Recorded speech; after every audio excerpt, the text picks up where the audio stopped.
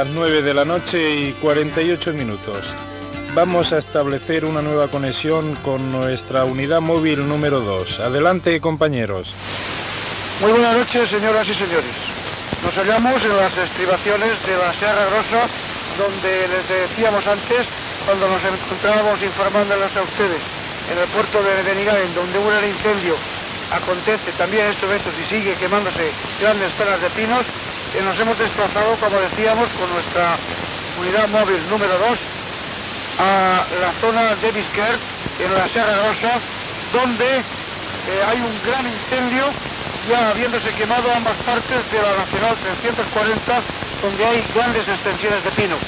El incendio, según nos han dicho los vecinos que residen por aquella zona de Bisquer, donde veranean los setavenses, parece ser que se inició sobre las 4 o 5 de la tarde, muy cerca por los alrededores de la Casa Cuadrado, y en este momento lleva quemadas grandes extensión de terreno, grandes pinadas incalculables de valor, y hay extinguiendo el fuego personal civil, guardia civil y la cuba de bomberos de Játiva.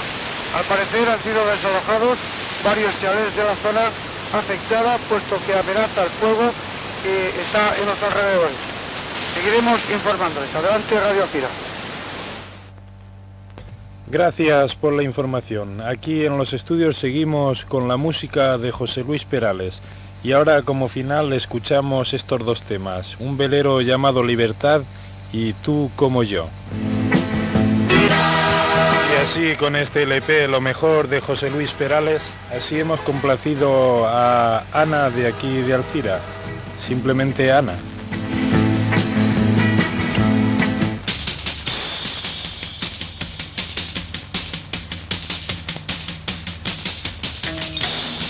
Todos los días, desde las 9 hasta las 11:30 de la noche, en Radio Alcira FM Estéreo, podrás escuchar tu LP favorito.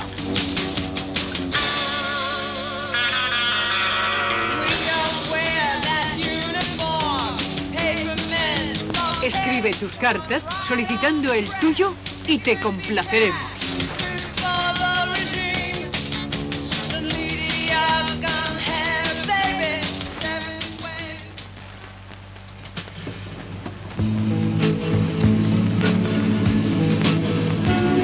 ...95,7 MHz es tu sintonía, Radio Alcira Ser, la FM.